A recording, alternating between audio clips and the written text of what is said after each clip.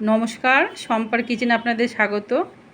আমি আজকে তোমাদের সামনে বানাবো ছানার কোপ্তাকারি। আমি একদিন ছানার কোপ্তাকারি করেছি, সেটা ঘরে বানিয়ে ছানা করেছি, সেটা তোমরা দেখে নিতে পারো।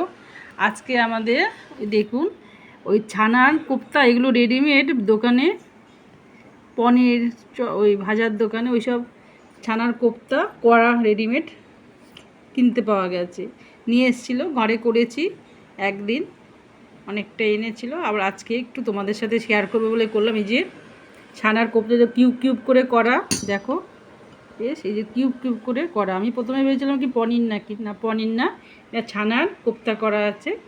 এগুলো দোকানে তোমরাও পেতে পারো, এরকম করে আনলে সহজে বাড়িতে আর ছানার কোপ্তা করতে হয় না, তৈরি থাকে। এটা দিয়ে তোমরা সহজে করে নিতে পারবে।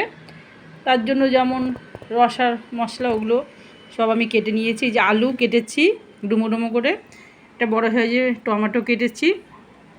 আর এই সম্বারের জন্য আমি জিরে, তেজপাতা, শুকনো লঙ্কা নিয়েছি, ওই যে সাদা, ওটার মধ্যে একটু হিং আছে, আর গরম মশলা নিয়েছি, একটু সম্বার দেব, আর একটু আমি লাস্টে বেটে নামাবো, বেটে মানে রান্নার শেষে দেব। আর এই যে আদা লঙ্কা বাটা আছে এখানে। আর এইটা আমি একসাথেই তোমাদের সুবিধার জন্য, আমারও একবারে দেওয়ার জন্য আমি শুকনো মশলাটা এখানে এরকমভাবে রেখেছি, যেমন জিরের গুঁড়ো, ধনের গুঁড়ো, লঙ্কার গুঁড়ো, হলুদ, চিনি আর লবণ একসাথে পেস্ট করে ওটা দিয়ে দেবো জল দিয়ে।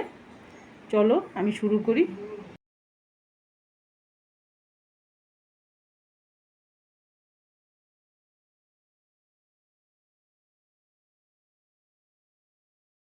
দেখো কড়াইতে তেল দিয়ে দিলাম, কড়াইটা গরম হয়ে গেছে, তেলও গরম হয়ে গেছে। আলুটা দেবো এবার, আলুটা দিয়ে দিচ্ছি।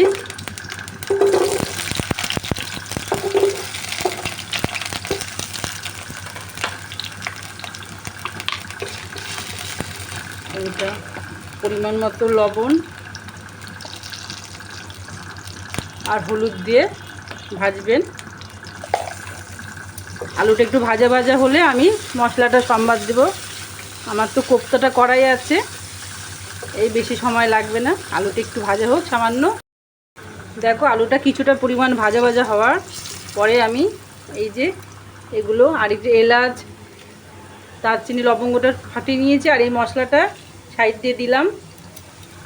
আমি হিংটা দেব, হিংটা একটু পরে দেব, গন্ধটা যাতে থাকে সেই জন্য। এইটা একটু ভাজা ভাজা হলে আমি টমেটোটা দেব। এই যে এখন আমি হিংটা সম্বাদ দিয়ে আমি টমেটোটা দিয়ে দিলাম।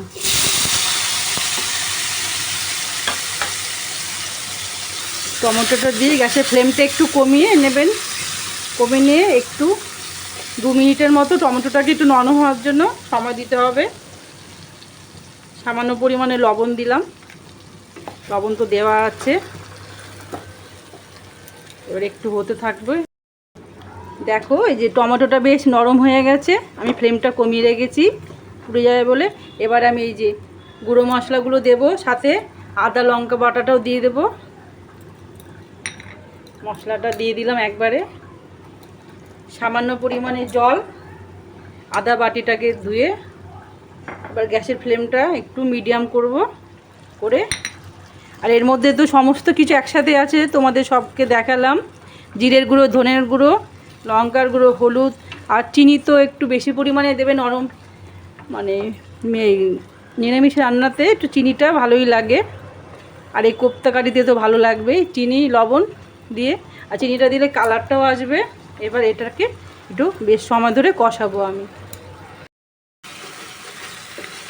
দেখো ভাজা ভাজা হচ্ছে।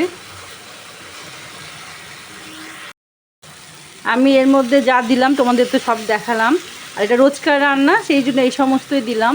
তোমরা এর সাথে চাল মগজ, কাজু বাদাম বাটা, দই, যত কিছু পেস্ট করতে পারবে সেটাতে আরও রিচ হবে, ওটা ওই সমস্ত তোমরা অ্যাড করতে পারো। আর রোজকার রান্নাতে এটা চটজলদি হয়েও যাবে, আমি যেভাবে করলাম। দেখো মশলা কষানো হয়ে গেছে, দেখো তেল বেরিয়ে যাচ্ছে। এবার আমি জল দেব। আমি বেশিরভাগ সময় জলটা ফুটিয়ে নিই, জল ফোটানো জলই আমি ব্যবহার করছি। এই দিয়ে দিলাম, যেই পরিমাণে মশলা, যেই পরিমাণ কোপ্তা থাকবে তোমরা সেই পরিমাণই জল ইউজ করবে। অল্প জিনিসে বেশি জল দিলে সে তো ভালো হবে না। আমি মাপ মতো করে দিতে হবে, যেটুখানি জিনিস আমার অল্প পরিমাণ, তো আমি এতটাই দিলাম। এবার এটা ফুটতে থাকবে। দেখো ঝোলটা ফুটছে, আমি কয়েক খণ্ড আলু তুলে আলুটাকে স্ম্যাশ করে এর মধ্যে দিয়ে দেব। দিয়ে দিলে ঝোলটাও ভালো হবে, আরও গাঢ় হবে। এই যে আলুগুলো আমি স্ম্যাশ করে এর মধ্যে দিয়ে দিলাম। ঝোলটা ফুটছে, সামান্য পরিমাণ লবণ লাগবে, আর আপনারাও দেখে বুঝে দেবেন, কেন বড়াগুলোর মধ্যে একটু লবণ ঢুকতে হবে, সেই জন্য একটু পরিমাণ মতো ভালোই দিতে হবে। আর 1 মিনিট ফুটুক। দেখো টকবক করে ফুটছে। আমি এবার এই যে কোপ্তাগুলো দিয়ে দেব।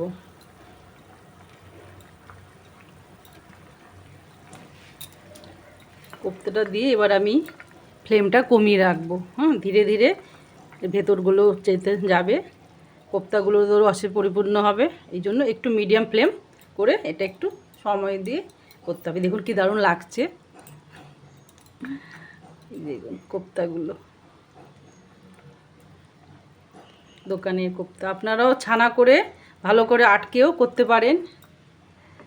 আটকে রেখে সেটাকে কোনো শিলনোড়া দিয়ে চেপে রাখলে সেটা শক্ত হয়ে যাবে, তারপরে কিউব করে কেটেও ঘরেও করতে পারেন। আর বাইরে কিনতে পাওয়া গেলে আপনারা ব্যস্ত সময়ে খুব চটজলদি করে নেওয়া যায়, আর খুব টেস্টিও হয়। এই দেখো আমি একটু গরম মশলাটা বেটে নিলাম সামান্য পরিমাণে জল দিয়ে বেটে নিয়েছি। এবার এটা মিশিয়ে দিয়েছি, আর এই দেখুন হয়ে গেছে কমপ্লিট। তেজপাতাগুলো ফেলে দিচ্ছি, আর এই দেখুন কত নরম তুলতুলে রস ঢুকেছে। চামচ দিয়ে আমি এই দেখো ভেতরটাও পুরো রসে ভরে গেছে, খুব টেস্টি হয়েছে। আমার কমপ্লিট হয়ে গেছে। আর যারা ঘিটা পছন্দ করে ঘিটা নামানোর আগে দিয়ে দেবে। আমি গরম মশলাটা দিলাম, ঘিটা দিলাম না। আবার ঘিটা নিরামিষ রান্নাতে একটু ঘি দিলে রান্না আরও বেড়ে যায় স্বাদ। তোমরা দিয়ে নামিও। এই আমার ছানার কোপ্তাকারি কমপ্লিট।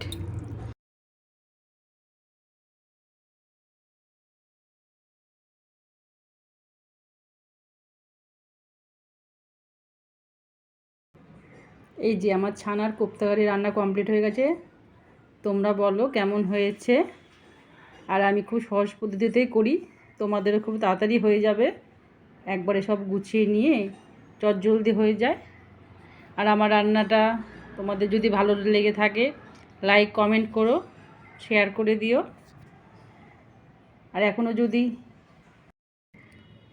আর এখনও যদি আমার চ্যানেলে বন্ধু না হয়ে থাকো, আমার চ্যানেলটাকে সাবস্ক্রাইব করো।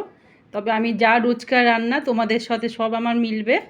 রোজকার আমরা ঘরের হাউসওয়াইফরা যা করে থাকি সবার মনের মতো খাবার, সেটা তোমাদের সাথে সহজে মিলে যাবে, এবং আমার চ্যানেলে যা হবে সহজে তোমাদের কাছে চলে যেতে পারবে। সম্পাস কিচেন। সবাই ভালো থেকো, নমস্কার।